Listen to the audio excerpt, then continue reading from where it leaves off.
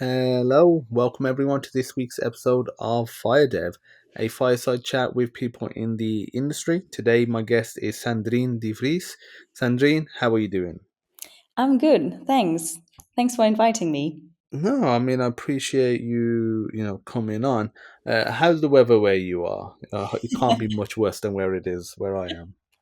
Well, I think it's always better than in England. It doesn't matter where you go. Yes, um, that is true, and it feels like in England, someone else in England is always better than where you are.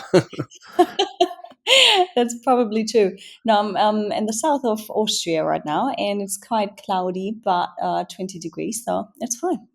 Okay, that's nice. So, if we go back to at the start of your career, I think that would be a nice place to start. You worked at Austin Fraser, as a in recruitment. Do you want to talk a little bit about that? What you specifically did in recruitment. What roles was you recruiting for? Yes, yes, of course. So I started at Austin Fraser in December 2017, and I actually didn't know at all what my job was about. I I just graduated from university and I was really like, what can I actually do? Is there any talent? Is there anything I really learned during my time in uni? I wasn't sure about that. So I was quite lucky to get a job in Munich at Austin Fraser. And yeah, it was mainly it was about finding new clients, which is probably for most of the people in the industry, in the recruitment industry, quite a hard part because finding a new client is actually building a relationship and nothing else. It's building a relationship because this you imagine cold calling is like you call someone during the day, they don't know you, and you just ask, hey, do you need a freelancer in IT? And I'd say 99% of the time, everyone says, no, please shut the fuck up and don't annoy me with that. So basically, what I was doing is building relationships with new clients. And if they were ready, then I consulted them and found them a suitable freelancer for their open IT position. So I was really specialized in IT, but not just in IT. I had a specific market, which was the Microsoft market. So everything that had to do with C Sharp, .NET, Microsoft Dynamics, SharePoint, and sometimes C++. Yeah, that Okay. was. And at university, what did you study? Was it, in any way relevant to, being in recruitment, or was it something totally different? I'd say it was something mainly different. So I studied international business with hotel management. So in Germany, I'm not sure if you had have that in England as well. We call that a dual system, which means I studied 3 months in university, and then I went off for 3 months to work in a hotel. So it's very hybrid, and Okay, you yeah. switch. UK, we don't. I mean, what we generally have is what's called a placement year or a sandwich course, and typically, you would have a 3 year bachelor's, and if you go on like a sandwich course after the 2 years before your final year, you would do a year in industry, which is what I did, but it's not quite like how you're saying where you do a bit of university, then do a bit of in industry work, and then I'm guessing back and forth. But I feel like that method would work better because you get to apply what you've learned, at least in theory, a lot quicker than waiting 3 years or 2 years before applying it and then realizing what you've learned is wrong. Yeah, you actually got to the point very quickly about it. It's the idea is theoretically that you learn something in those 3 months in university and then apply it in the hotel. But basically, because no system is perfect, we were just very cheap workers for the hotel. So it was a private uni, and they paid us 100 euros a month for like about 200 hours of work a month. So we were really, really cheap workers for them, and you weren't really able to to do what you learn in uni. That was not really possible. So I do kind of regret doing it, but what it taught me is that I was really able to work hard, really hard working. So like 12 hours, that wasn't a problem at all with like 30-minute break.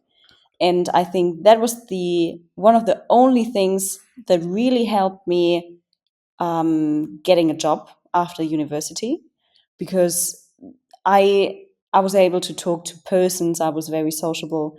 I was able to, yeah, communicate in a good way, which is in my job quite important. So that was really good. But the rest you can just forget. Mhm. So obviously the months that you're at uni and any examinations or coursework that you're doing contributes towards your grade. Did you being, because it wasn't like a just a year separate, like it was kind of, you do a bit, then you're in industry, do a bit of learning, then you're in industry. Did that work time count towards your grade, or did you need to get a minimum sort of reference to be able to pass, or did that not really matter? No, it did not really matter. It was we you had to do that dual system because I was applying for that, and but you didn't have to do anything else apart from that. To be honest, so it was really just about those practice in the hotel. And for my job later on, it wasn't. They didn't even care about my grade, what I actually achieved in university.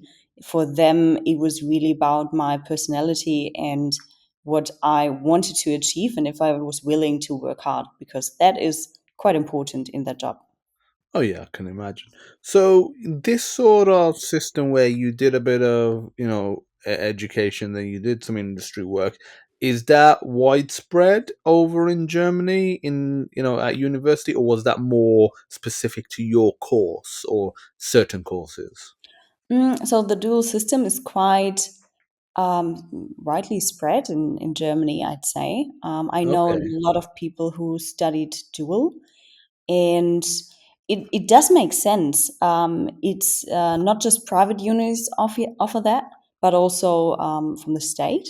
So it's quite common, and I think it's actually very good, because if you are in a company that you actually like and that where you appreciate it and your work has actually benefit and value, then of course this company does everything right, and you maybe stay after graduating in that same company and spend there the first 3, 5, 10 years.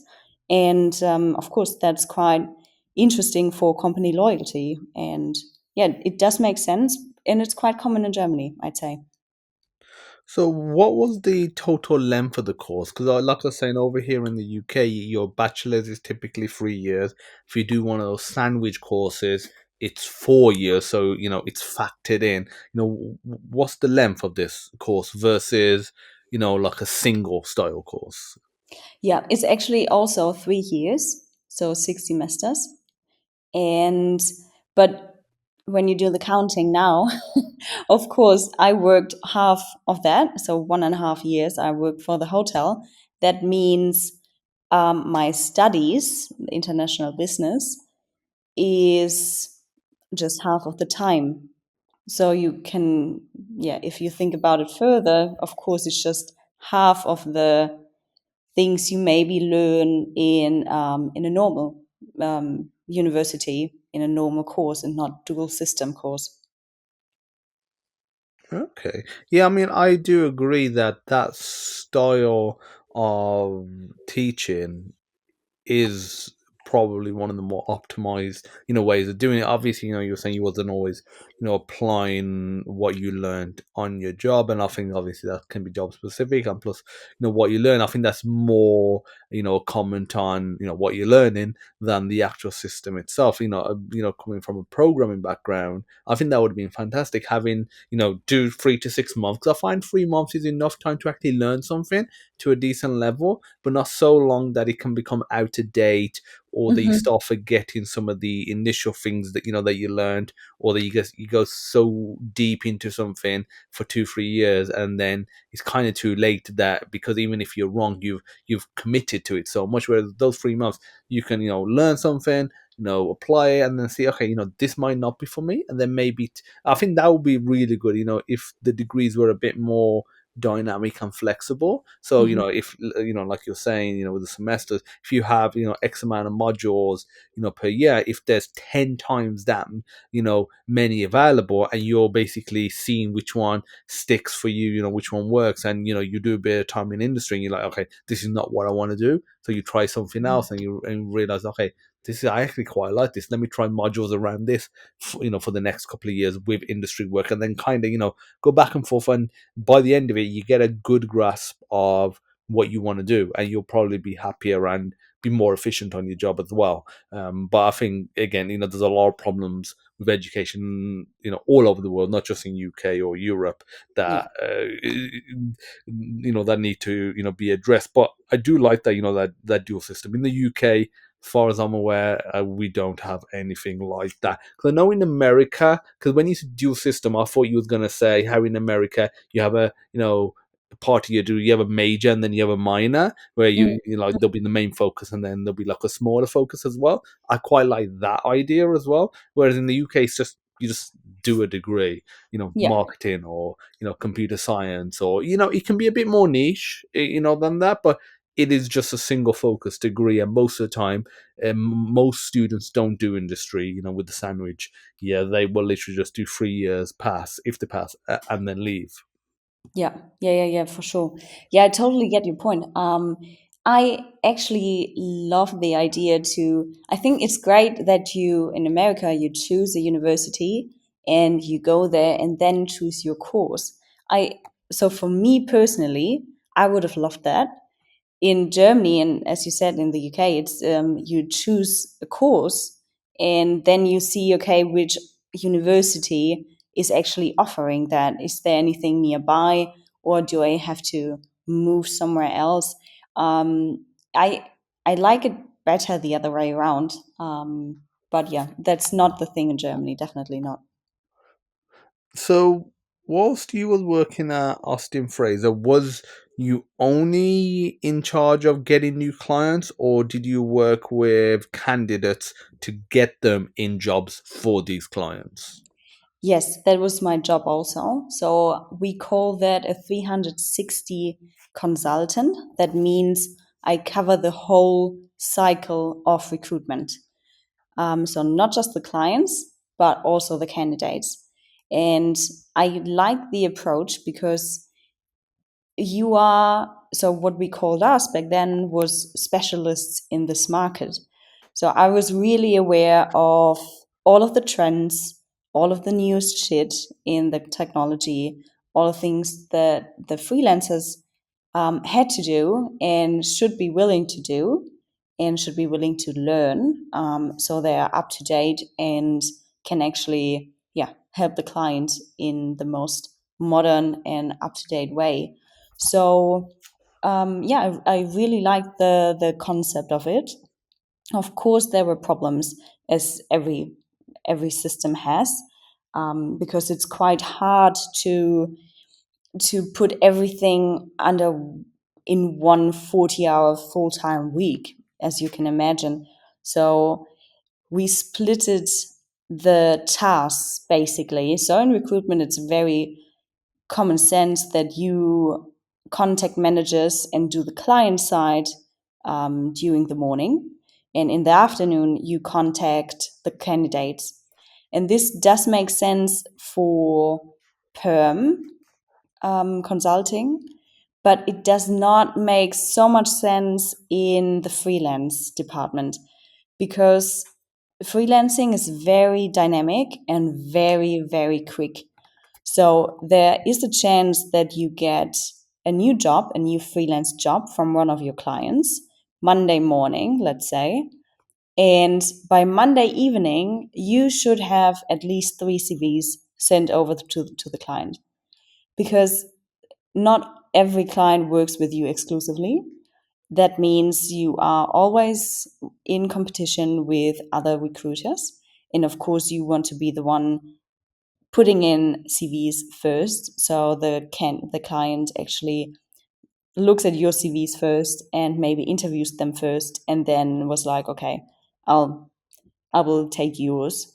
So it's very dynamic, very quickly, and if you can't adapt to that, maybe freelancing is not the way to go, to be honest. Okay. So when you're dealing with these clients and they're going through you, they're hiring people, what are the main things they're looking for that makes them go, wow? And then what are the on the flip side, what are the things that they hate that just puts them off? Especially the things that are easy to do or not do. Hmm. Oh, wow. That always depends on the client, I'd say. It depends on what they actually want.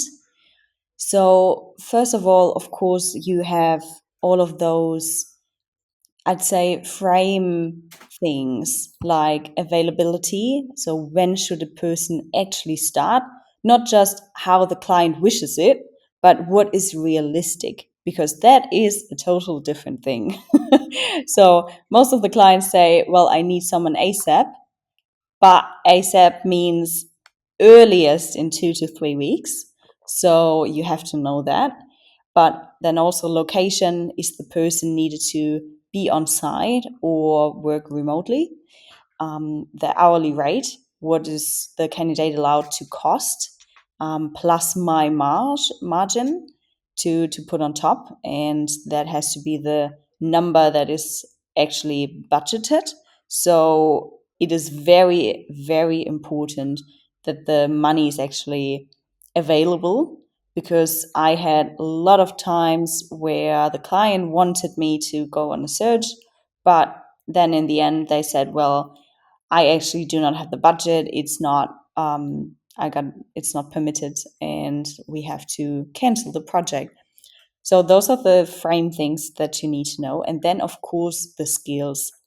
So most of the clients know very well what they want. So as I told you, I was in C#.net area to find developers, and they know most of the time they know exactly, okay, I want something with C#.net, WPF, and more in desktop area. And then I knew what he was searching for. And then of course you let the client explain what they are actually doing in the project, because that's important for the candidates. And yeah, if you have all that information, of course, like when does he have time, or when does the client have time to do interviews, and is there anything else you have to plan into it, like a, getting a permit from his boss, her boss, whatever. You have to be aware of all this stuff. But I wouldn't say that there is anything in particular where the client says, no, I don't want that, or I'd love to have that. I always ask for a USP in in a candidate. So something that, if the candidate worked in that and that area, or has experience with a specific technology, if that is something that would, yeah, give him a head start, then yeah, that'd be great. But most of the time, the client didn't even want that, to be honest.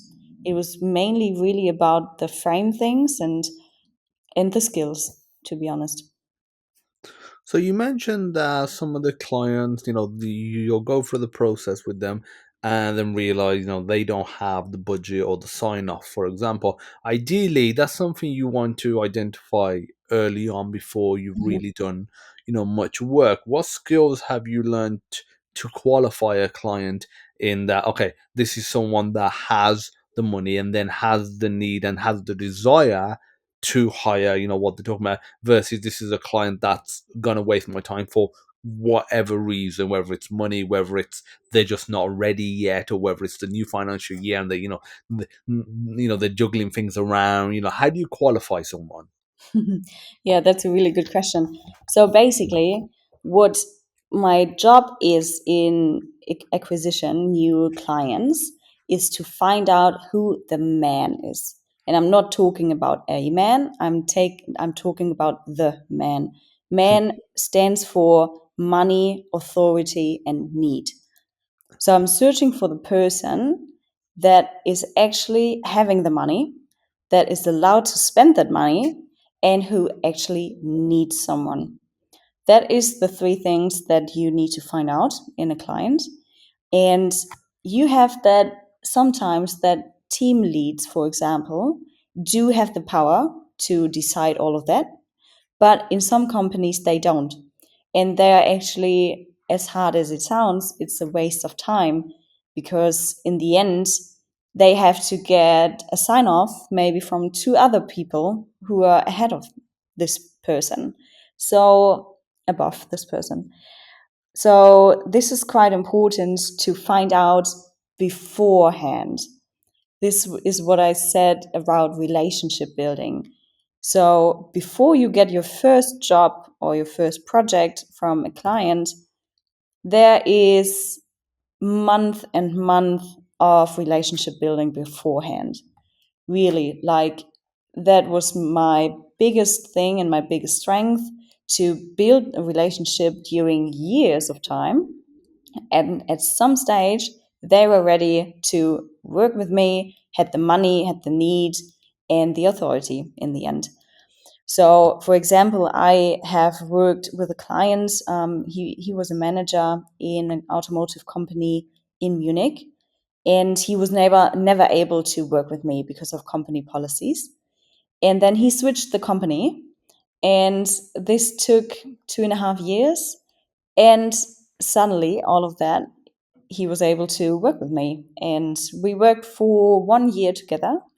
And he had about 6 or 7 freelance jobs. Also, my clients benefited from it because there were also perm jobs who I passed to them. And yeah, sometimes it just takes a lot of time to be there at the right place at the right time. But this takes months, maybe even years, as I just said, to be honest.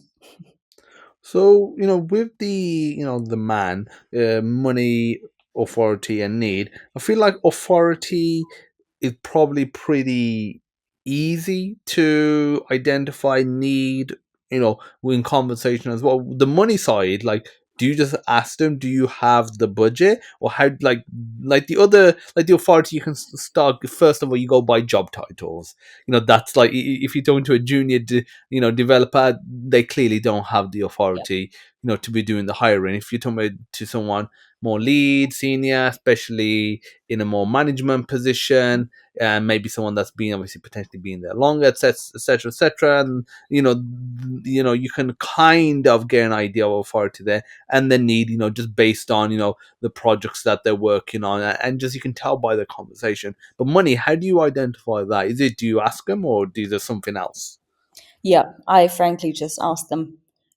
So as soon as I get to the point, so how much are you willing or are able to pay a candidate for that position?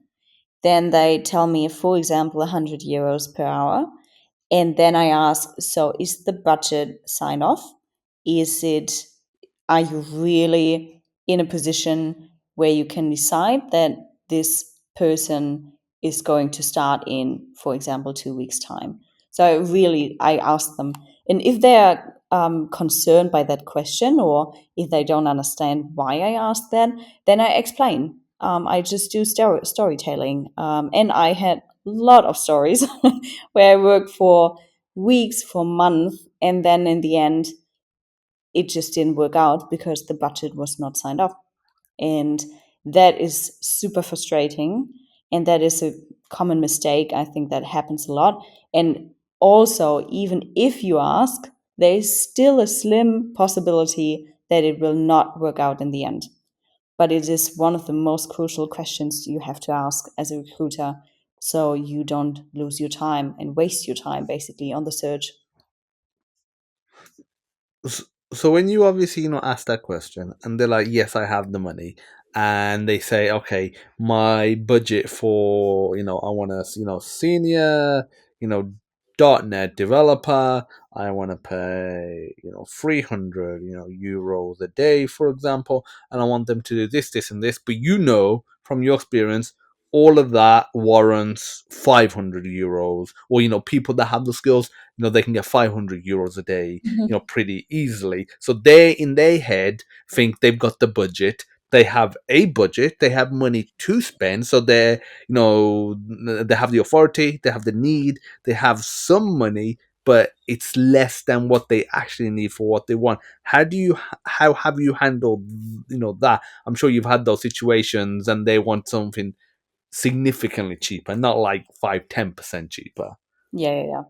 Yeah, you've got those situations a lot, especially when it comes to clients who are very open to nearshoring.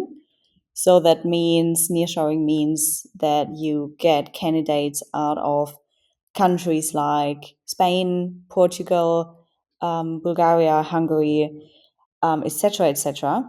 And so apparently it is cheaper for like 10, 20 euros an hour. But the problem is what I saw in many, many clients, that the communication and the infrastructure regarding that is not good. It's in most of the times, in most of the projects, this thought doesn't make sense. The whole thing doesn't make sense to actually give everything to a nearshoring company, or like to hire 10, 20 nearshoring developers. It does make sense in some constellations, but if you only look at the money and say, I want someone who is extremely cheap, then that's not the right, um, I'd say, the right thing to do, because we have a saying in Germany: if you buy cheap, you buy twice, and especially in IT, that is more than true. So you should always pay what's average in the market, and that is actually what I tell them. So, as I said before, I was a specialist in this specific market. That means I only worked with clients who had a specific need in that market.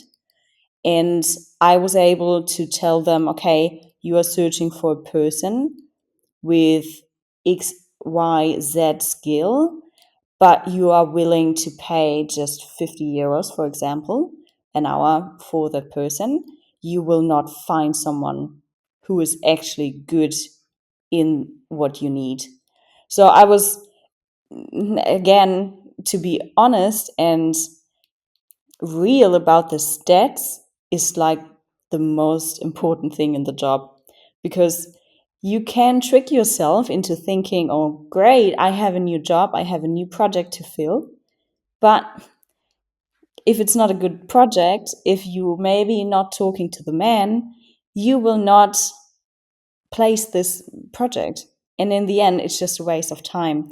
So honesty here is again very, very important. And if the client is maybe not educated enough about what candidates like that cost in the market right now, and then I educate them about it.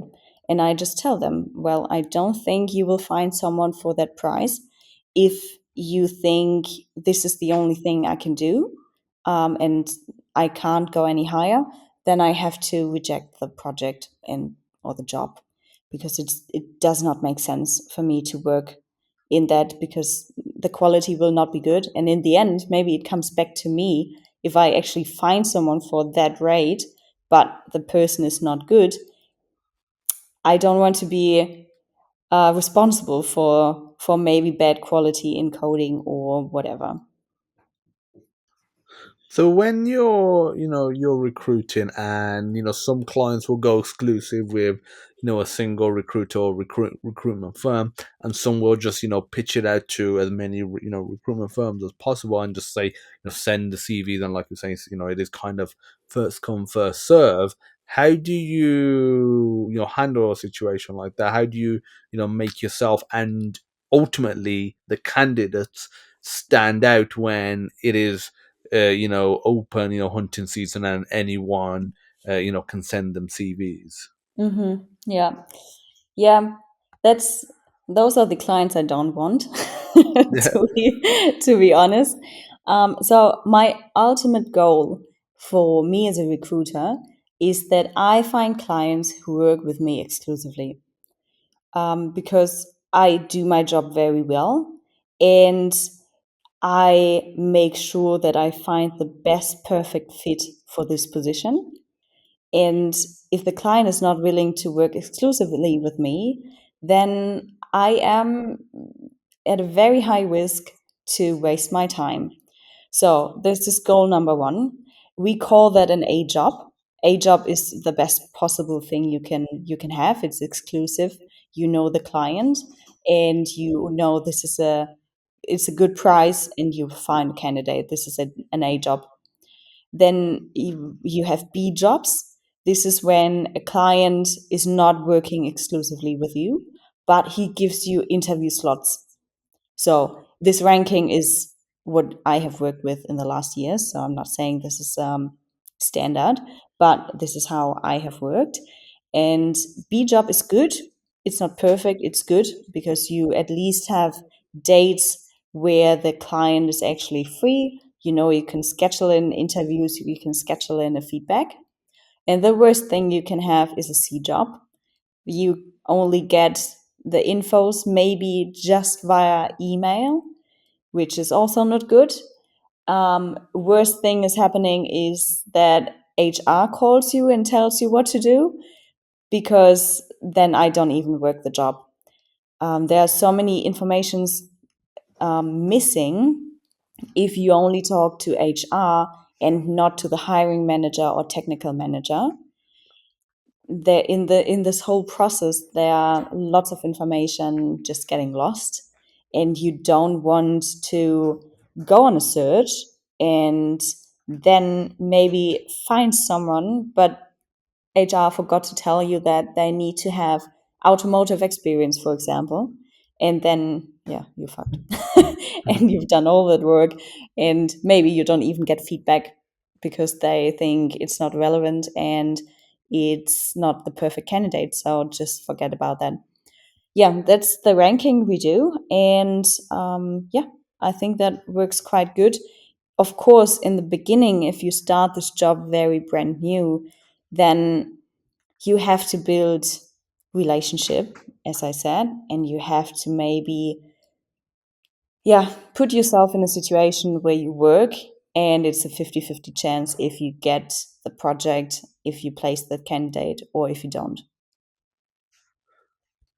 So a lot of clients, ask for coding tests, and I'm sure you've come across them, asking the candidates to do them. What's your opinion on coding tests?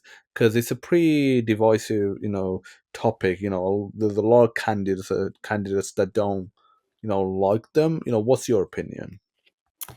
Yeah, that's a good thing. So I try to look at that from two different angles. So from a recruiter perspective, and maybe also from a candidate perspective, of course that is something very timely. So it's time intensive, and not every candidate is willing to code a task for 2 to 4, maybe even 6 hours, and then just getting rejected. And so, from my experience, all the clients that have done coding tests are normally rejecting most of the candidates.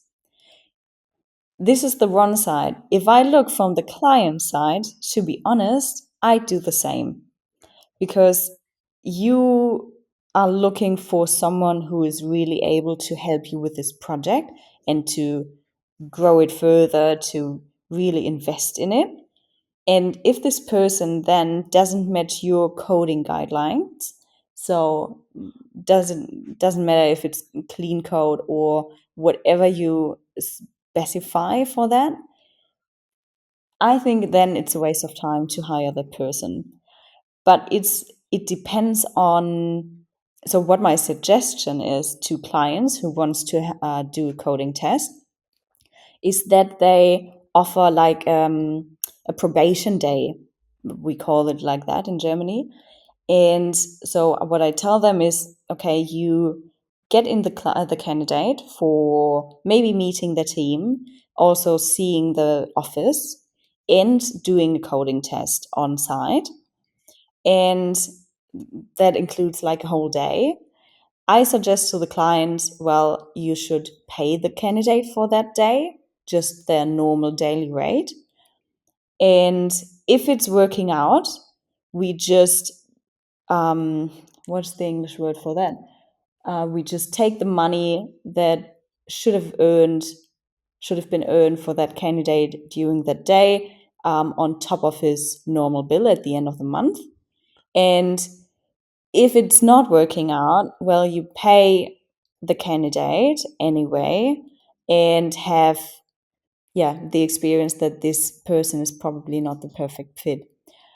What in reality, it's mostly that they actually pay the person if they take him, and they don't pay the person if they reject him. That is most of the time the reality. But so for me personally, I do understand why coding tests are helpful and necessary, to be honest. I mean, I would prefer it like that, if they did, pay candidates, because I think that will, one, help a lot more on the candidate side, but also I feel like it would make employers and clients more serious. Like they wouldn't be like, it's not really going to cost us anything, so we can just get them to do as many, because it's not even like they're doing an interview. If they're just giving you a test, whether it's online or offline, and it's your time, they could give that to 1,000 people and it doesn't affect them, Mm-hmm. especially if it's automated and the result is automated and they can just literally just eliminate you like that. Yeah, there's no incentive for them to do a bit more due diligence on their side before they even give you the test. The other thing is, what's your opinion on doing the test and then having like 2 rounds of interviews as well? So like doing a test, acing the test, then having two state interview stages, and then you falling short on that. Maybe you're great at the coding side, but then they start drilling into some technical aspects, and just in the moment your mind goes blank and you can't quite think of the answer. Like, well, what do you think of that structure? Because that's a pretty common structure: test, maybe one or two, and then like a couple of stages of interviews. Yeah, yeah. Oh, yeah, that's a good question. So I had quite some clients who did the following. So they had a 30-minute get to know interview. If they liked each other, they gave the person a coding test, and then actually had a final with the CTO or CEO and the team to get to meet the team. The problem here is what we call time kills deals. To actually arrange these three parts for an interview process can be quite time consuming. And as I said, time kills deals, especially in freelancing. Right now, the market is bad, to be very polite about it. The market is quite bad and quite rough, in Germany. That's my experience. But in even in better times, when you take so much time for one process, the chances are high that a different client who doesn't want to see a coding test, who does one single interview for an hour, where everything is asked, where everything is actually, yeah, found out, then that's it. And of course, the candidate most of the time, first come, first serve, they reject maybe the long interview process and the other client for something that was very quick and yeah, worked out very, very fast in the end. So yeah, it's a difficult question to be honest.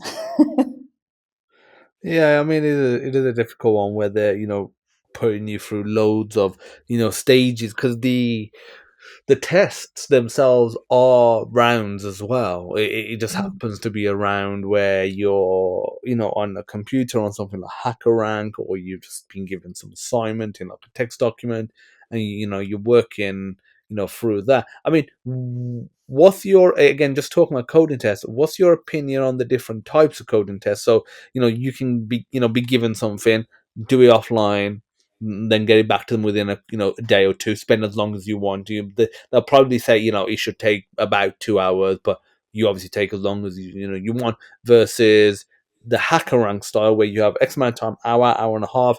It's online. They have some sort of monitoring. I know the newer the hacker rank test, they some of them ask you to turn your camera on for verification and keep it on whilst you're doing it. So they, it's monitor. Again, I'm not 100% sure if somebody's actually sitting there monitoring it, or if it's just kind of using some AI just to see, what you're doing and seeing if you're cheating or not. If somebody else is coming in the room, for example, and helping you, and then also the type where you're literally doing it on a call with the client, with one of the technical people, where they're saying, here's an environment, we'll share your screen, and we want to watch you, code. Again, none of which, except the first one, the second and third one, aren't representative of how you would actually conduct your job on a day-to-day basis. So what's your opinion on them? Yeah. So the thing is, I think micromanaging is always not the best thing. And if you already start during a coding test to look up what that candidate is doing and really putting them in a exam situation kind of, I don't have the best feeling about that. I think a relationship between a client and a candidate, or then later employee, should be funded on trust and honesty. And for for I'd say mistakes being made during the interview process, maybe yeah, getting the wrong candidate into the project or into the job, for that you have a probation period. I mean, it's that is for both sides. As a candidate, if you don't feel well with that client, then you can just quit. On the other hand, if the client says, well, this quality is not what we expected, you can just quit the candidate. So if you do right in the beginning, like an exam situation, really looking onto their fingers, what they're doing during the test, I personally don't have the biggest trust in this client. So what my suggestion is that so I had a client in Munich, they handed out like a spreadsheet and there were 5 tasks on it, and they gave this candidate as much time as he needed. He could he was said that he should complete that in 1 week's time, and that they meet for another interview just to discuss um, the solutions one week later. And I think that was quite good. They said we really need those coding tests for us, that is necessary, and but we want to give as much freedom to the candidate as much as possible, so he or she can decide when I have time for doing that, to be honest. So that's my opinion. Have you ever been in a situation where like a client's gone around you, because you were saying there'll be the rate that the candidate will have, you'll have your margin on top of that, but then have you ever had a situation where clients gone around you and after, let's say, some introduction, gone straight to the candidate and said, because obviously they can, get it cheaper, but going straight to the candidate and cutting you out. Have you ever had that or something similar where they've gone around you maybe to a different recruiter, even though you're in the process with them and they've Mhm. agreed, to having you? Yeah. Well, I personally haven't experienced that, but I know about the situation.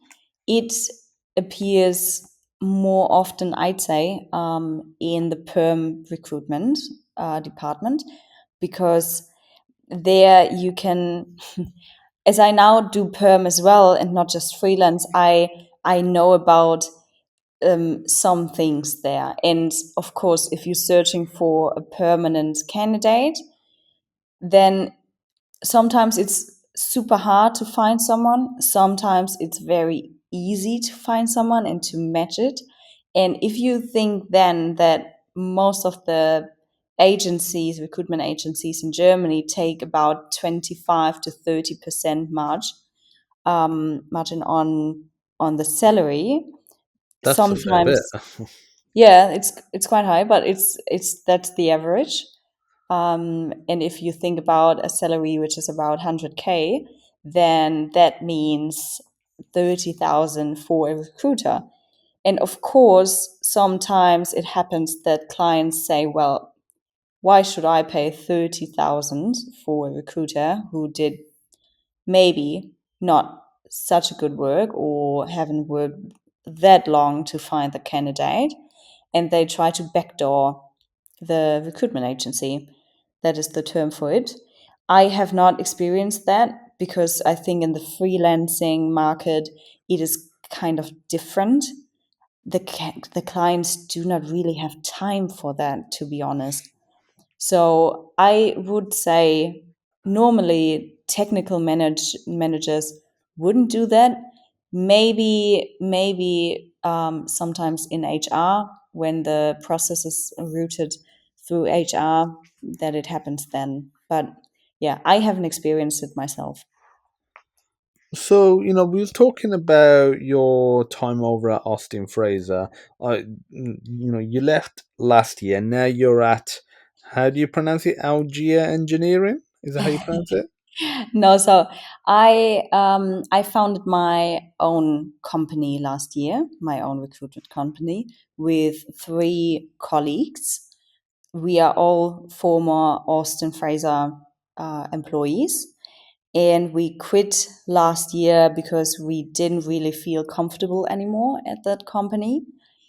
Um, what we didn't know to that point is that Austin Fraser was not in a good position back then, and good situation as well. And now I don't think that the company does exist anymore. I think they are now fusioned with or merged with a different company. And so we were quite well lucky to leave at the perfect time. And yeah, then we founded our own recruitment company. It's called NEA Connect. And so what we offer is three different things. So we offer consulting throughout the whole candidate process. We offer, of course, freelancing and perm. And we offer interims recruiting. That means that we work on an hourly basis for a client. Right now, as you said, I'm working as an interims recruiter for Allgeier Engineering, and it's that is a client in the automotive industry.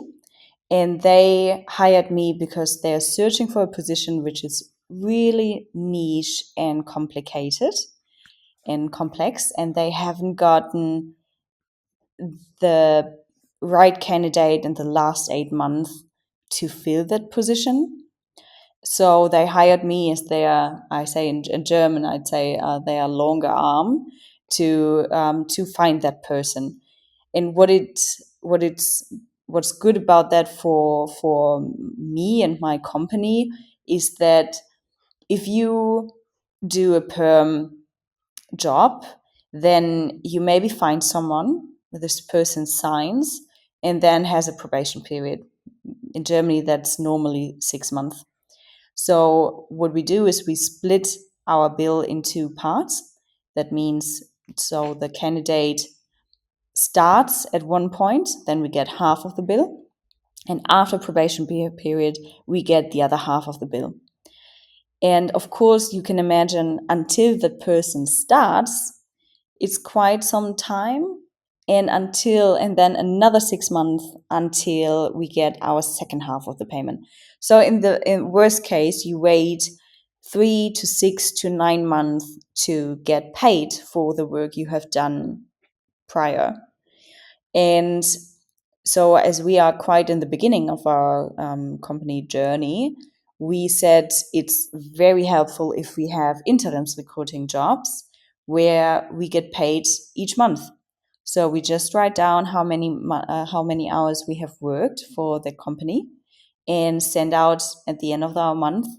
We send out the bill and get paid in 14 days.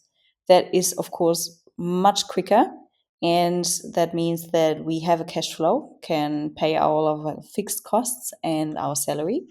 And yeah, so that is what we are doing. It makes sense to kind of spread the risk in three areas, to do everything, but not to be dependent on one. So I just want to clarify one thing. In our discussions, you've been saying perm for permanent, and Yeah. then you've been saying freelancing as well. So I want to clarify the freelancing.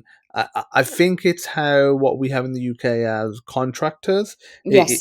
Is that what it is? Yes. Yes. Yes. Yeah, so it's like perm, but you usually handle your own tax, your own limited company, and they'll pay you like per day or like per week or something like that. Hmm. Yeah. Yes, Oh, that's true. yeah. I was wondering because in the UK we have freelancers and we have contractors.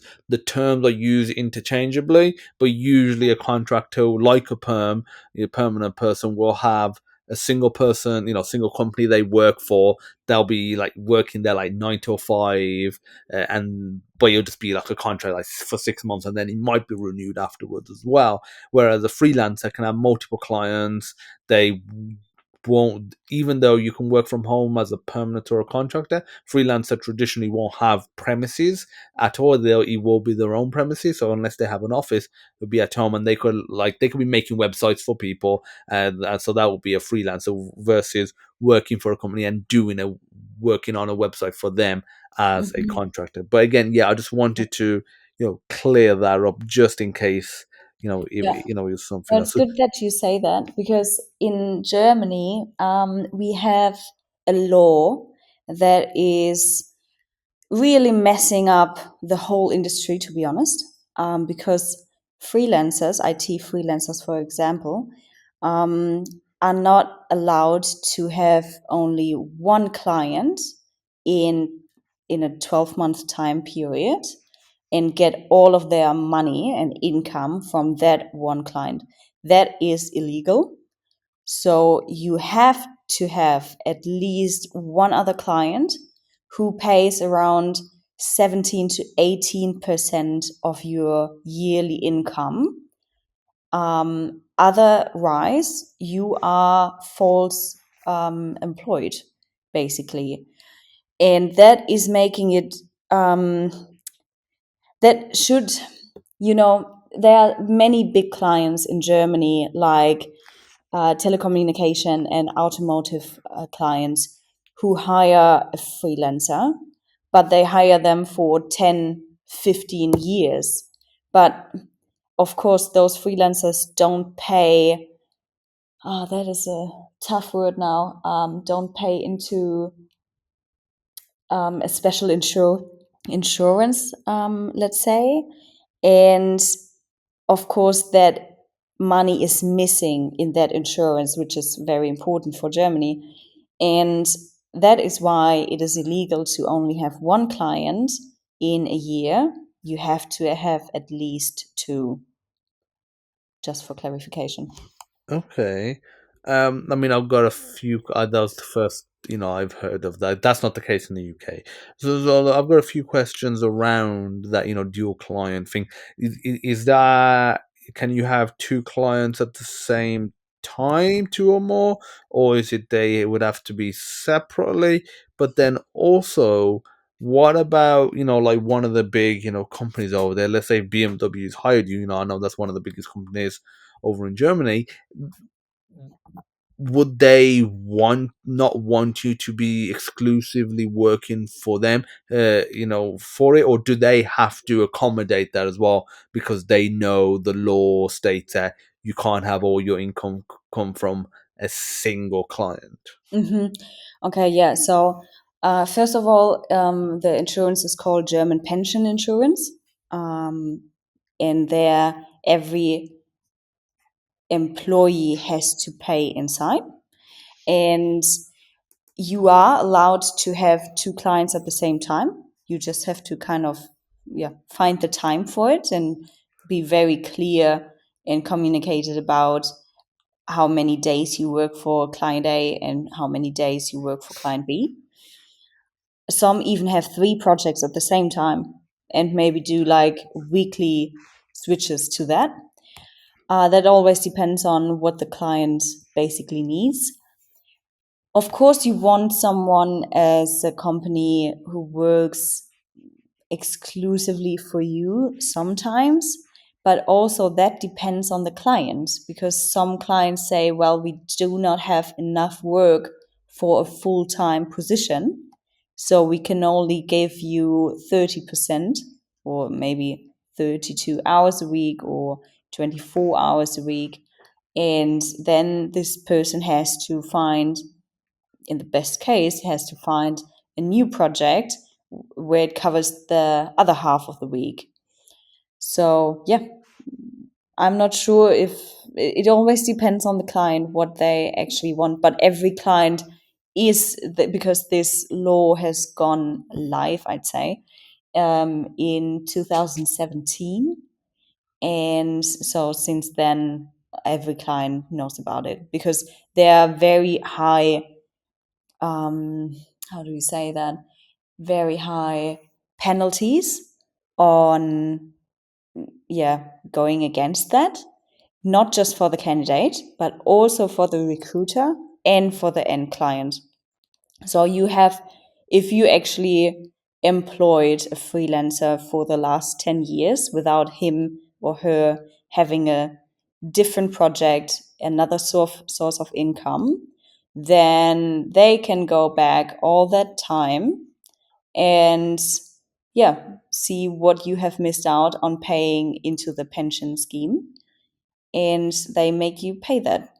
And that is a huge amount of money, and that is like so huge that at Austin Fraser we had a legal team just to make sure that all of our candidates are having maybe a second project or another source of income so they will not get into false self-employment.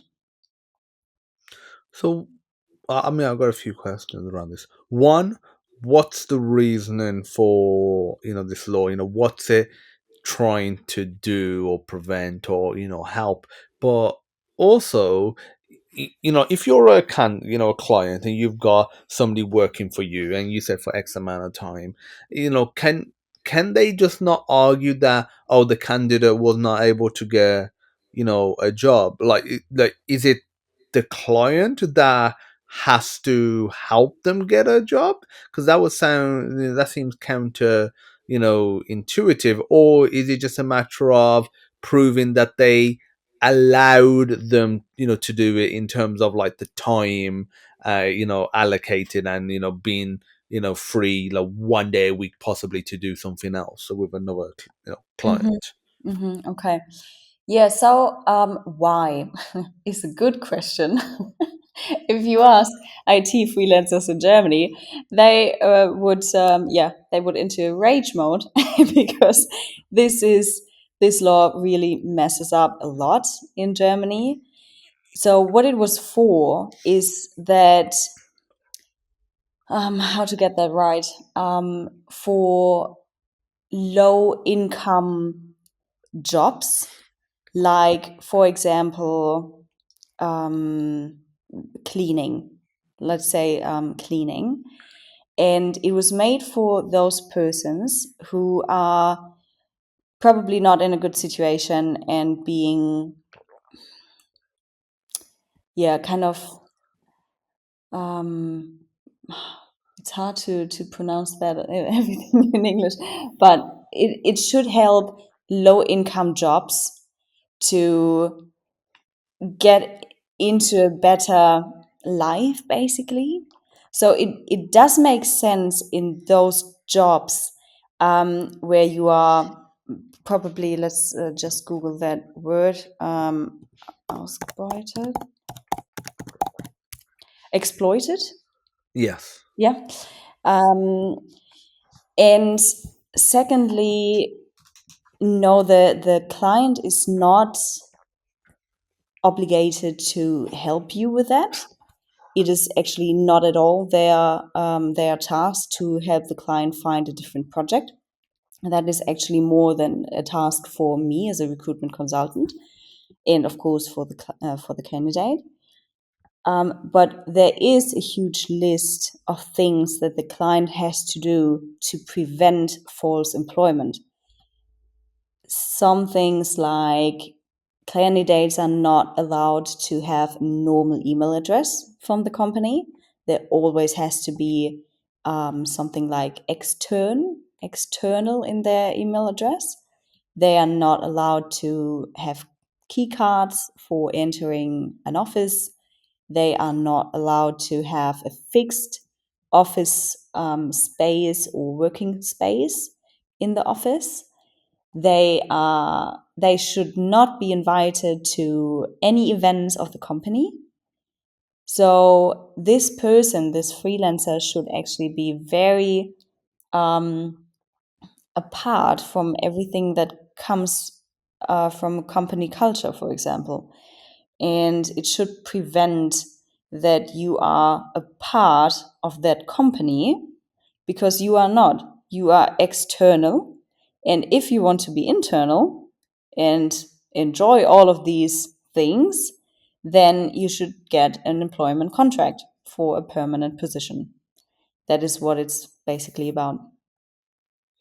Okay. I mean, it seems to be a mess over there then for freelancers, because yeah, I can just imagine that going wrong all the time. The fact that you have to have Yeah. X amount of your income coming from somewhere else, it's like it's punishing you Yeah. for focusing on one company, like Yeah. giving everything you have to them and trying to develop a career there, because I'm sure clients must be in the back of their mind. And also, this is another thing: can the client enforce that you cannot spend that other, let's say, 20% of your time for a competitor or something that might be competitive? Does it have to be totally different, or can they not enforce that? And even then, it's on their mind. So when they review your contract, or they, you know, decide if they're going to promote you or not, that's going to weigh on their mind as well. So even if they can't legally do anything, they can, on a human level, make it difficult for you. So yeah, I mean, can a client put a ban on you working for some sort of competitor? So I'm not into that topic so deep that I would say everything is 100% correct. So I would say that a client is not legally allowed to stop a candidate from searching other clients because of that topic. But what it makes, on the other hand, is that clients will not work with freelancers anymore, which is a huge problem in Germany. Because after all those years now, since 2017, there have been quite some companies who had to pay the pension scheme for their freelancers who have worked with them for maybe 10 or 12 years, which is highly false employed, self employed. And what it does is that they decide I'm not working with freelancers anymore. And of course that, yeah, you can get that. It's a huge problem for the whole freelance industry in Germany. And I would say so. We had many candidates who were really like false employed, and we couldn't work with them because we did a pre-up check if they are probably at risk. And if they were at risk, we were not allowed to work with them. And some candidates actually said, "Well, I think I'm going to leave Germany for that because he or she can't do their job properly anymore." Yeah, so it's a huge thing in Germany, and I'm always very confused and surprised when it's not the same in other countries. To be honest, yeah. So whilst working in, did you say NIA? Is that how it's pronounced? In English, you'd say Nia. In German, it's Nia. NIA. Okay. So are you still hiring for the exact same type of role like C Sharp and .NET? Or have you branched out, or is it something totally different? No, it's not totally different. So we specialize in IT. My three colleagues also were specialized in a specific market. So we had one, she was only responsible for Java, one was responsible for front end, one for DevOps. So we have a very good mix of the technologies, but we do basically everything that is within the IT area. Also, like PO positions, Scrum Master, project leads, but it has to do something with IT. We are not focusing on marketing or etc. Mechanical engineers. That is not our specialization. So we'd say in IT, we have a very, very good network where we can find you someone in quite a short amount of time, but not in a different field. Okay. I mean, do you have plans of, branching out? Because obviously, also on the side question, is it just you and your co-founders, or have you hired people now? And do you have plans of branching out into all the other, different areas in IT? Because there's so many different areas that people Mhm. recruit for. Yeah, yeah, for sure. So right now, yes, it's me and my three colleagues, and we are actually very happy how it is right now, to be honest. So we do not have plans on expanding right now. We have an office in Munich, which is awesome to work together, to get together and yeah, share our experiences, wins and loss. But we are not sure if we want to yeah, do another recruitment consultancy. I mean, in Germany, it is not that, please say, see that in not a bad way, but it's not a bad situation as it is in the UK. I know from my colleagues back then, because Austin Fraser was an English founded company, that the competition in the UK is much worse than it is in Germany. And of course, we are kind of different because we are four women, which is, yeah, probably one of the very few recruitment consultancies in Germany founded by. And, but we enjoy our work right now a lot. So we have, so a colleague, two colleagues of mine have built up teams before and led them really good. My colleague Caroline, she was the team lead of the team where I was working in, and we were Team of the Year 2021. We smashed every goal, but she says it was so much work, which has nothing to do with the job anymore. And I'm not sure if we want to go down that route right now. Maybe in the future, but for now, we are actually just happy to do our job and to do what we like and to build some very, very good relationships with some very great clients. So, are you only operating in Germany, or do you operate in other countries like UK or other European countries? If not, do you have plans of branching out? Hmm. Yeah, so we work mainly in Germany, and that mainly in the south of Germany. So most, if not all, clients are in Munich, Frankfurt, Stuttgart, Freiburg. And that is fine the way it is, to be honest. So I think Austria will be a topic at some stage because Salzburg is very near the German border. Vienna is super interesting. Maybe even Switzerland. Also, there are some burden regarding legally working together with a Swiss company because they have a different system on that. But yeah, I think in the, we call it DACH area, so Germany, Austria, and Switzerland, that is interesting. Other than that, it does not make sense for us, especially not the UK, because the competition is very high there. And yeah, we do not know many clients over there. So, what was the problems at Austin Fraser? Because you kind of touched on it that made you, want to leave. I'm sure there was a desire to do your own thing anyway, seeing it from the inside, thinking, I can do this better. I can, take, do it a bit different. But what was those problems over at Austin Fraser that you saw that okay, it's time to jump off the ship. The ship is sinking.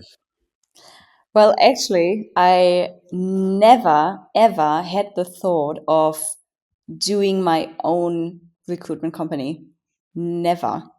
Because this job is so hard that I thought I will never do that alone.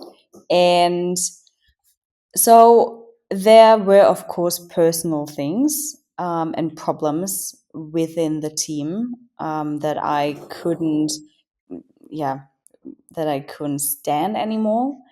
But the main problem was that Austin Fraser unfortunately decided that it is important to hire extreme high numbers of new employees and do not really appreciate the work from their employees who work super hard and get all the money in. So at Austin Fraser, you have to imagine that you start as a trainee, then you become a consultant, you become a senior, and then you choose your way. You choose either to go into a team lead position, um, or you do sales. So I've decided, I think 4 years ago, that I want to go into sales, that I want to bring in the money, I wanted to earn good money, and I did that. So I became top biller in 2020 during COVID. Then 2021, as I said, we became team of the year. It was really successful. And each year you just felt that the appreciation was getting less and less until none. And I was working my ass off, to be honest. I was putting in so many hours. I was one of the most successful consultants worldwide for Austin Fraser, and nobody really cared. And at that point, I was like, okay, I can't do that anymore. I was made responsible for the whole performance of the team. I didn't want that at some stage anymore because the pressure was just too high. I love my job and I know I'm good at what I'm doing, but if you're responsible to keep up the performance of the whole team because the other side of the team, the other half of the team doesn't perform, then it does not make sense anymore and does not make fun anymore. So, yeah. And then I found out about some unfair treatment in the different departments. So, as I said, I was in the freelance department, and I found out that the perm department had, because of a mistake, had different goals to hit their promotion. And to hit a promotion in that area is quite hard. And I worked for that many, many years. And I found out about that mistake. And I talked to the responsible persons about that. And yeah, they were kind of laughing it off. And at that point, I knew, okay, this is not the company culture I want to work for, especially not if I give 110% of myself and it's not being rewarded. And one thing to mention here, because I have the feeling that English recruitment companies are all about the money. I heard back then, yeah, but you earn good money. But good money is not everything. And I worked for that money. So I earned that money. But I want to have a specific appreciation for what I have done for the company and for the team, especially in COVID times where shit had hit the fan and everything was quite difficult and complicated. So yeah, that was one of few reasons why I thought I can't do that anymore, and it made me actually sick. I was off for 6 months last year, and I couldn't go to work. I was not feeling well or good enough to do that high um, maintenance job, to be honest. So, yeah, in the end, I said to my team lead, which was Caroline, I can't do that anymore. I think I'm going to quit. And she said, well, after everything what has happened, I am leaving with you. And yeah, we talked about that in during a girls' brunch with five of my colleagues, and we all decided that day that we have to quit because it's not the company that we want to work for anymore. And yeah, on that day, we kind of decided, well, why not do our own recruitment company? And yeah, beforehand, I really didn't even think about that. But when my colleague said, well, why don't we do our own thing? I was like, okay, with three other persons, we could probably do that. And that is how Nia actually, yeah, came to life. Okay.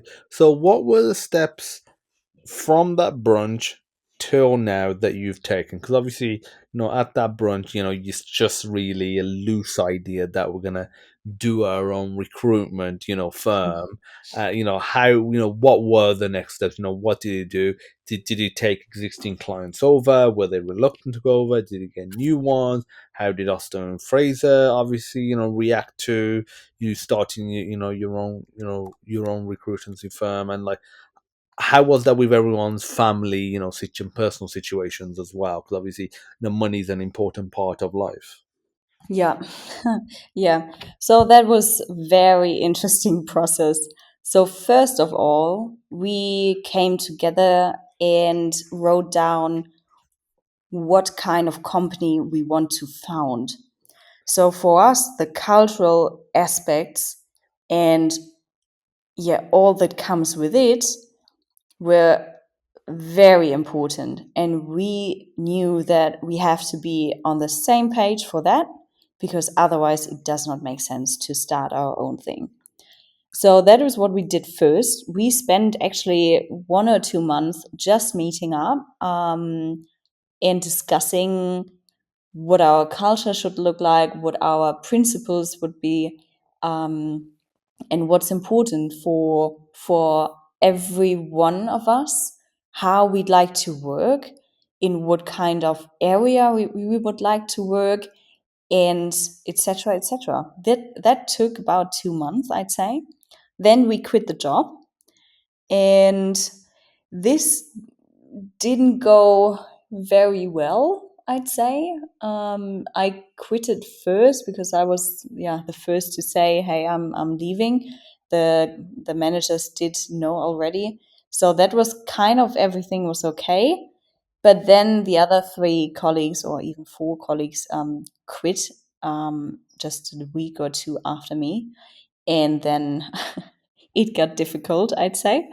Um, yeah, it got really difficult. HR didn't like us, did everything she could to slow down process with German. How do you say that? So there's a German institution which you have to inform that you are now not employed anymore, and you need to have specific documents for that. And HR was like postponing everything. It was a huge problem, all of that. But yeah, it did take several months until everything was finalized. And we went to give me a second, to a notary on 4th of October. And yeah, put in 25,000 euros for our GmbH. This is the money you have to put in. Yeah, and then we were founded as a company. And then the bureaucracy started, I'd say. In Germany, we have so many laws and so many documents you have to have before you even start, that this took us another 1.5 months, I'd say, before we were even able to start working. So, all in all, I'd say in December 2023, we started to actually call the clients, call the candidates, and make the first move. Before that, I'd say 5 months, it was just, yeah, figuring out what we need to do, what insurance we need to have, to which bank we go, and stuff like this. It was very, very um, slow and annoying, to be honest. But yeah, the only good thing is that we did not have a non-compete clause, so we were able to, yeah, contact all of the clients and candidates we have worked with before, which was of course a good advantage start. Why do you think, Austin Fraser was stupid enough to not have a non-compete? I mean, was it some legal requirement, or was that part of their, you know, company culture, or was it just an omission on their part? Yeah, I wouldn't say that they were stupid. It's at that point. So I started in 2017. At that point, the Munich office was live for about 5 years. So at that point, Austin Fraser was actually kind of skyrocketing. It was from then on, it really went well for them. And I think not everything was in place at that stage. So we had one or two persons in the legal department, but that was probably not enough, and they weren't really um, educated on that topic. So they gave their best to maintain a good work and employment, but they did not know a lot of things, what would have been crucial for them in the end. But yeah, they just missed out at that point back then, and my contract was, yeah, dated back to 2017, and they just didn't make that a mistake, which was of course for them now bad when we left. So at Nia, you were saying that it's like a women first recruitment company. Is it like women only, or you predominantly work with women to get them into companies? No. So we thought about that last year.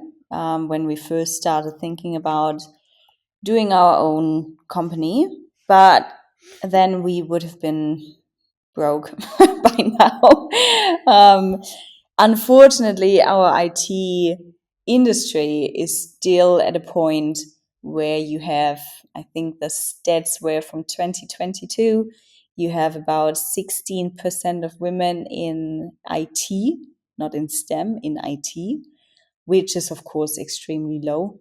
And there were included positions like not just developing positions or programming positions, but also POs, project leads, Scrum Master, etc., etc. So that means that there is a lot less of women out there to actually fill the job. And I would say if I write out a new position, 99% of the applications are male. So I would not have a big range of persons to choose from if we only consider women. So we try our best to get as many women as possible on board and to get them into a new project, into a new job. But if we just focus on that, yeah, that So I would think not this is be a good. very, interesting topic. All of the, the movements and everything, around, women these days, especially for, employment and just diversity in general. How do you, try and be fair and, honest when, obviously you ideally want to, get women into positions, but when you're in a position where you have male candidates, and let's say in for this imaginary job that you have, a male candidate and a female candidate, they're at the final stage, but the male candidate on paper, he's just slightly edges you out.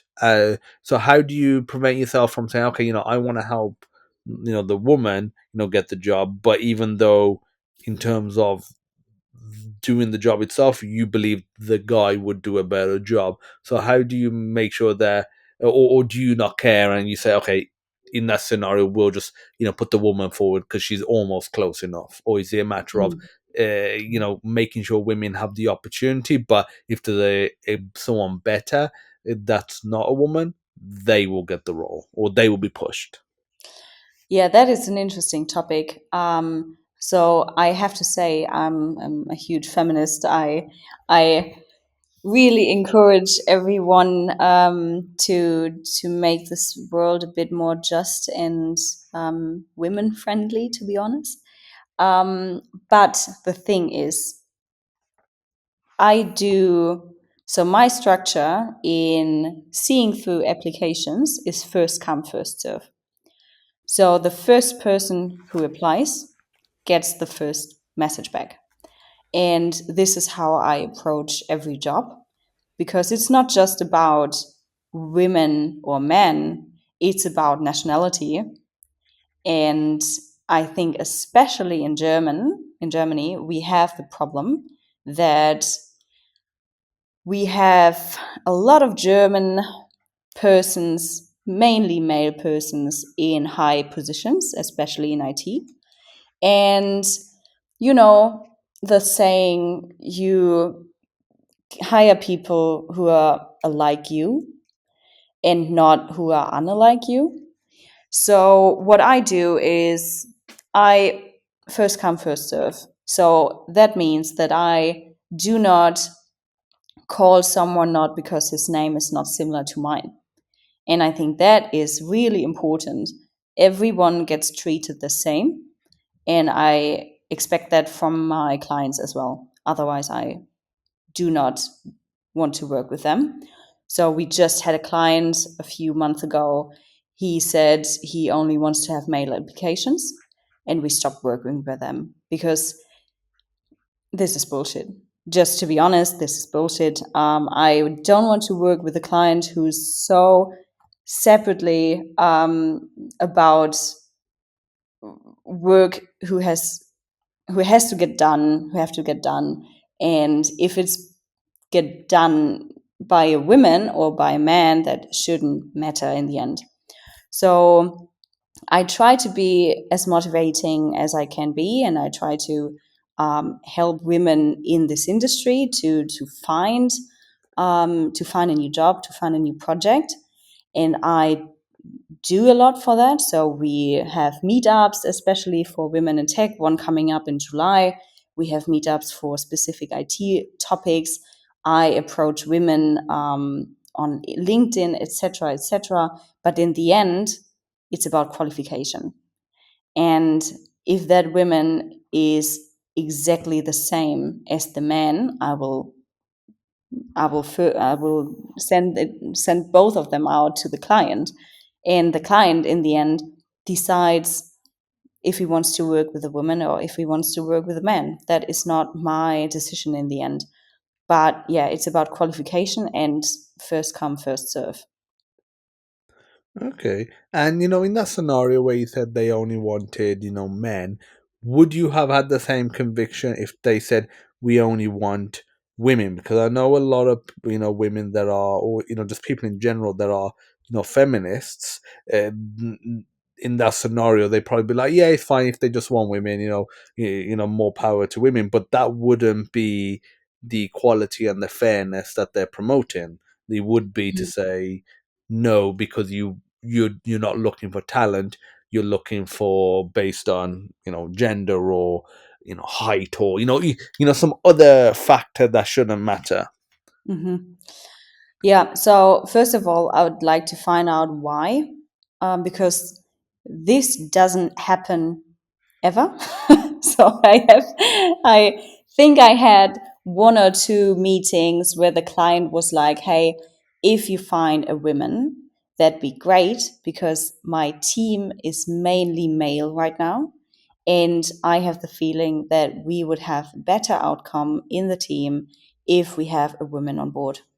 So that would be very important to know before I do make any decision on that.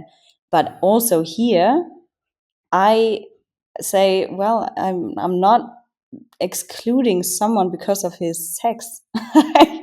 I don't think that's fair, either for women or for men. So in the end, what matters is, in my opinion, is qualification. I mean, I 100% agree. It's just that's not the case whether you're on the going on the male or the female spectrum. So side of things. People do take it to the extreme, and they don't do equality for equality. Do it properly, or even feminism, which is equality for women by equal rights for everyone. Then that's ultimately how you get to that. So, but yeah, I do agree. It should be, based on the skill set and what they can bring to the role, and the gender shouldn't matter. Yeah, yeah, that's 100% my view. Of course, you have to um, look at the statistics in Germany. We just had a statistic saying that we have, let's look up one word. We have more men called Thomas on boards, on company boards, than we have women in total. So there is a huge gap in Germany between women and men in leading positions, and also, of course, in STEM. But this is a process that takes ages, and it will take so much longer than we probably know now, until we are at a fair point where it's actually just equal, to be honest. But this will take some years, but it's important to, I think, to always look at it and to make sure everyone is kind of aware of it. And this process to get more women interested in STEM, or especially in IT, is beginning much earlier in, I'd say, school, or yeah, school, mainly school, where where everything basically decides in which direction you go in your life. So yeah, it is an important topic But in the end, it's about equality, and it's not about I prefer someone because of their sex. Before we start wrapping up, I also want to ask you: are there any tips and tricks that you would give to a recruiter or somebody looking to start their own, recruiting firm? Oh, wow, yeah. Yeah, you should be very sure that you want to do that job. And in my opinion, this is just personally my speaking, don't do it alone. I would have never done this alone, and I would have never be able to do this alone. So there are so many topics beforehand, before you even start to work that job, that you have to do that you can't do alone. Even if I think about our time now, two of us are taking care of the marketing perspective, and two of us are doing the accounting. And this takes a lot of time. And if you have to do everything by your own, something will fall over, something will not be on point. And as you said, there are many recruitment consultancies out there, and you should know why you should open another one. You should be sure about that. And you have to have an USP, otherwise, it does not make sense. Um, that is, I think, one of the most important things to consider. And if you know someone who you could imagine doing that with, be sure that you have a good relationship with them, because this is, I think, one of the reasons a lot of companies fail. If you start with two or three or four persons, a company, but then you don't really trust each other, or are pissed off with their work or quality, this is something you should be 100% sure beforehand. I would have not done this with any other one from my former employer, because I knew who I can trust, and I knew who's going to work and not just pretending to work. Because this is also important. We are getting the money in for our own salary, and if one person is not performing, then this is a massive loss. So yeah, don't do it alone, but do it with someone who you can actually trust, and be sure that you are qualitatively very good recruiter. Otherwise, the competition out there is just too hard, to be honest. Yeah, I'd say those are the three things that I would give a tip. Really appreciate that. And before we do wrap up, one thing I always do is a rapid fire, round of fun questions. Are you ready for them, Sandrine? Okay, let's go. Okay, so the first one will be really applicable to you because you're running your own company with friends. So the question is, would you rather run a 10-person company or a 1,000-person company? So you're, more on that 10-person mark right now. Would you want to keep it small, or would you want it to grow to Austin Fraser, for example? I want to keep it small. I think that's better. For the moment, it does make a lot of fun, and I'm not seeing myself in front of 1,000 people being responsible for them to get their salary. So better 10-person. Okay. What's your favorite movie, board game, and video game? Ooh, I love Settlers of Catan. Do you know that? Yes, the board Yeah. game. I mean, it's a very popular one, and I'd say that's probably one of the most popular ones on the podcast as well. A lot of people mention that. Yeah. Oh, it's awesome. I love to play it as a board game. I love to play it on my mobile phone. Yeah, it's perfect. But I have a lot of friends who play a lot of board games, and I really appreciate that. And Wizard, I can actually recommend Wizard. I haven't heard of that one. Wizard. Oh, I will Google that. Is that a German one or is that more American? I have only played it in German or with German friends, but it's a card game and it's lots of fun. It takes about 2 hours to be true, or 1.5, 2 hours. It's fun. I sent you a link. Okay, I will definitely take a look. And so, what's your favorite movie and video game? I was not really allowed in my childhood to play video games, but I played Sims. I love Sims. I would have become, in Germany, we say Zocker, so like a person who loves to game, if I would have been able to. But my dad was really restrictive about that. Yeah, so it's Sims. And my favorite movie, I love watching movies. I love watching series. So I cannot give you a specific one to be honest, because I like everything. How about a general list and like some that stand out to you as some of your favorites? Oh well, one of the best series ever. You will probably heard about it. Is Downton Abbey. Yes, Love I it. mean, yeah, obviously, everyone's heard about it in the UK. Yeah, it's also in Germany. It's a huge thing, and we really like to watch it here. Yeah, but I just like series to yeah, just to relax. To be honest, just watching them to relax, and it does not have to be something very clever. I like everything that comes with criminal things, and yeah, just Okay. everything. Final question is a two-parter. Does money buy you happiness, and what does a good life mean to you? Oof.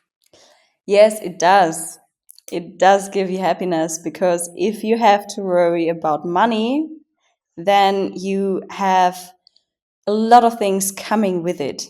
A lot of mental illness that comes with it, and mental illness spreads out to be a body problem. Not sure in lack of a better word for it, but it does bring you happiness because you don't have to worry about it, and that means you don't have to be a millionaire.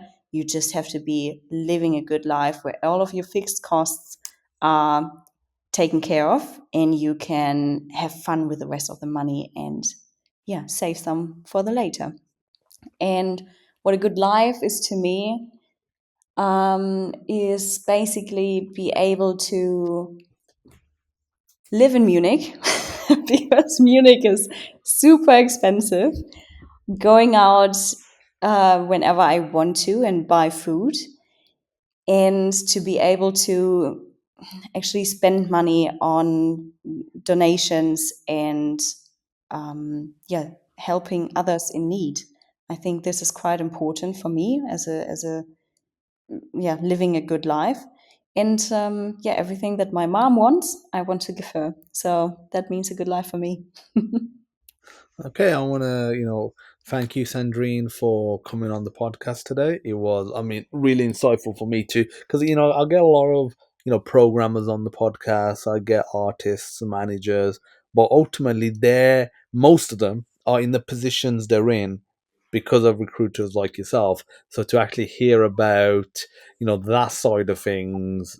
I think not only is it really important, but it's also really insightful. Even if you're not in the recruitment world, if you're looking to get a job or you're a client, a client hiring someone, listening to this episode probably be very useful because you have to go through that recruitment process with people like yourself, companies like Austin Fraser or Nia or all the other recruitment firms out there. So again, Sandrine, thank you very much for coming on to FireDEV.